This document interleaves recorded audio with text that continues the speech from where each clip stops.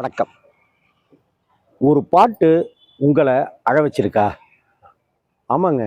சில அம்மா பாட்ட கேட்கும்போது அப்படி ஒரு அழுகை வந்துரும்.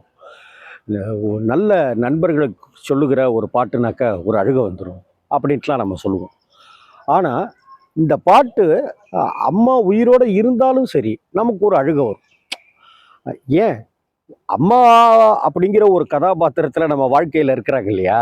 அவங்களுக்கு கூட ஒரு அழுகை வரும். அப்படி வரக்கூடிய ஒரு பாட்டு தான் வாழ்வெல்லாம் பாட்டு அப்படிங்கிற இந்த பகுதியில் உங்களோட சொல்ல போகிறேன். இந்த பாட்டு 1990 வருஷத்தில் இந்த பாட்டு நமக்கு கிடைச்சிது. இந்த படம் வந்துச்சு, இந்த பாட்டு நமக்கு கிடைச்சிது. அதற்கு பிறகு பல வருடங்கள் கழித்து 2000க்கு பிறகு 2010க்கு பிறகு தான் என்னுடைய அம்மா இறந்து போகிறாங்க. இந்த படத்தை வந்து நான் பார்க்கிறேன். அல்லது இந்த படம் வருவதற்கு முன்னாடி இந்த பாடலை கேட்கிற போதே எனக்குள்ளார எங்க அம்மா மேல ஒரு லவ் ஒன்று அப்படியே அதிகரிக்குது. கண்ணுல இருந்து பொல பொலன்னு வருது. என்னுடைய நண்பர் டெய்லர் இயேசு அப்படின்னு, என் ஃப்ரெண்டு சிவா அப்படின்லாம் கேட்குறாங்க. என்னடா இது, ஏன்டா ஒரு மாதிரி ஃபீல் ஆகுற அப்படின்னு. அந்த பாட்டை கேட்டியாடான்னு திரும்ப அந்த சலூன் கடையில் அந்த பாட்டை போட சொல்லி கேட்கும்போது எல்லாருக்குள்ளாரையும் அப்படி ஒரு ஃபீல் ஒன்று இருந்தது. அந்த பாட்டு என்னை ரொம்ப டிஸ்டர்ப் பண்ணிக்கிட்டே இருந்துச்சு. அந்த பாட்டு இசைஞானி இளையராஜா அவர்களுடைய இசையில் வந்தது. பி சுசீலா அம்மாவுடைய குரல். கவிஞர் மு மேத்தா எனக்கு ரொம்ப ரொம்ப பிடித்த ஒரு ஆதர்ஷமான ஒரு கவிஞர் அவர். மு மேத்தா ஐயாவுடைய வரிகளில் எனக்கு பிடித்த இயக்குனர் வசந்த் சாருடைய டைரக்ஷனில் முதல் படம், வசந்த் சாருக்கு முதல் படம் அதுதான்.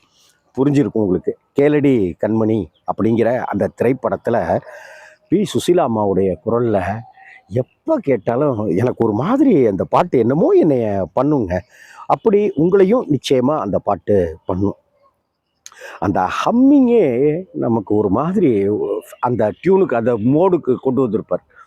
இந்த நிலை அப்படின்ற ஒரு இடம், அந்த சூழலுக்கு தகுந்த மாதிரி டக்குன்னு நம்ம உடல் பாடி லாங்குவேஜை மாற்றுற மாதிரி நம்ம மனசு புத்தி அதை எல்லாத்தையும் ஒரு ஒருமித்த புள்ளியில் ஒரு இசை குவிக்கும்னா இந்த பாட்டு அதை செஞ்சிருக்குன்றதை நம்ம உணர முடியும்.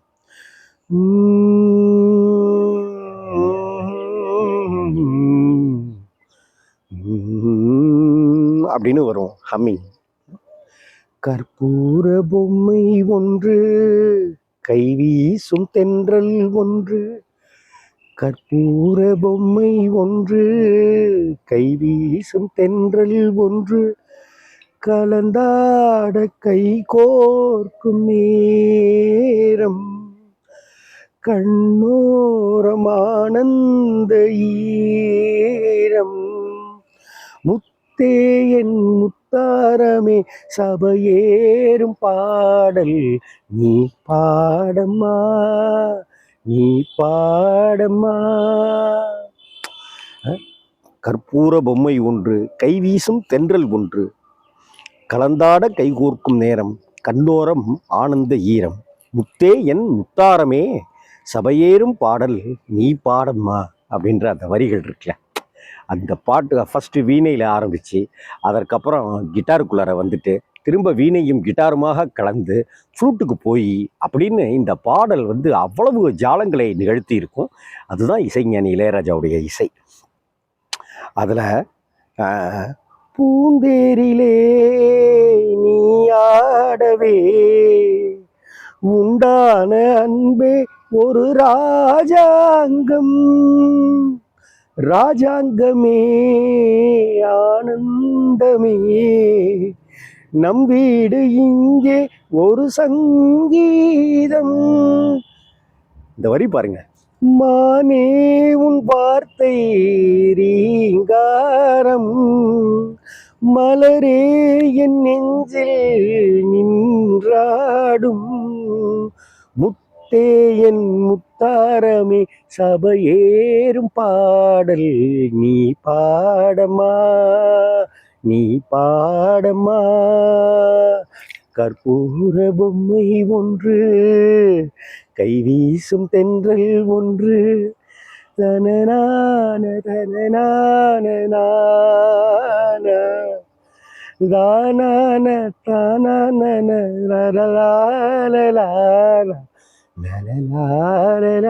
ஐயோ சுசீலா அம்மா. தாய் அன்பிற்கே ஈடேதம்மா. இதுதான் படத்தினுடைய மைய புள்ளியே. இந்த சப்ஜெக்ட் தான் கேளடி கண்மணி படத்தினுடைய மைய புள்ளியே. ஒரு அப்பா மகள் மனைவி இல்லை, அதாவது அம்மா இல்லை, அந்த சிறுமி அவங்களுக்குள்ள அந்த எஸ்பி பாலசுப்ரமணியனுக்கும் ராதிகாவுக்கும் ஒரு அன்பு ஏற்படுது. அந்த அன்பு ஸ்நேகமாக மாறுது. அந்த ஸ்நேகம் காதலாக புரிந்து கொள்ளப்படுகிறது. ஏன் சேர்ந்து வாழ்ந்தா என்ன அப்படின்னு யோசிக்கும்போது தன்னுடைய அம்மாவுடைய இடத்துல ராதிகாவை, கீதா அம்மா வந்து கீதாவுடைய இடத்துல ராதிகாவை நினச்சி கூட பார்க்க முடியாது. பேபி அஞ்சு அஞ்சு வந்து கதாநாயகியாக நடித்த படம். அப்படிப்பட்டதான் இந்த இடத்துல அப்படியே கொண்டு வர்றாரு. தாய் அன்பிற்கே ஈடேதம்மா, ஆகாயம் கூட அது போத. ஆகாய அளவுன்னு சொல்லுவோம் இல்லையா நம்ம, ஆனா அதுவே போதாதுங்கிறாரு மேத்தா சார். தாய் அன்பிற்கே ஈடேதம்மா, ஆகாயம் கூட அது போதாது, தாய் போல யார் வந்தாலுமே உன் தாயை போல அது ஆகாது, என் மூச்சில் வாழும் புல்லாங்குழல் உன் பேச்சினாலும் செந்தேன் குழல். என்ன வரிகள் பாருங்க.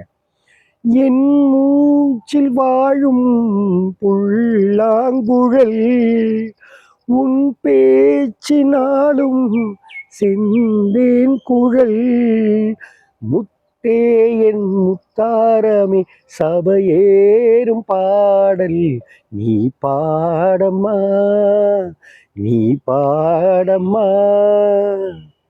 கற்பூர பொம்மை ஒன்று, கைவீசும் தென்றல் ஒன்று,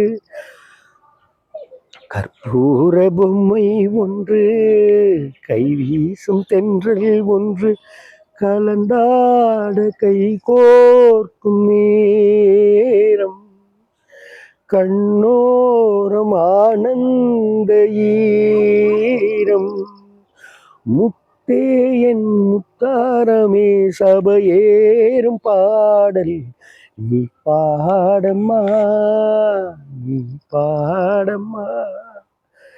இந்த பாடலை எப்போ கேட்டாலும் அம்மா ஞாபகம் வந்துடும். அல்லது நம்ம அம்மா மாதிரி யாரை நினச்சிருக்கிறோமோ, அது மனைவியாக கூட இருக்கட்டும், மகளாக கூட இருக்கட்டும், அவங்களை பற்றிய ஒரு உணர்வு, நினைப்பு எல்லாமே வந்து நம்மளை ஏதோ ஒன்று சாந்தப்படுத்தி ஒரு ஒரு அமைதிக்கு கொண்டு வரக்கூடிய பாட்டு.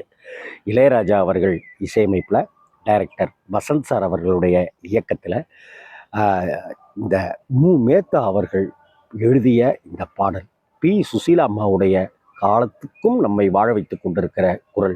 இந்த பாட்டை இன்னும் ஒரு அமரத்துவமான ஒரு பாடலாக, ஒரு தாய்மையை ததும்ப செய்கிற பாடலாக இது இன்னமும் இருந்துகிட்டே இருக்கு.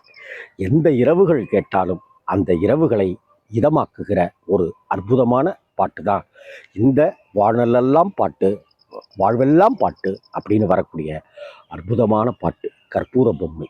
வணக்கம்.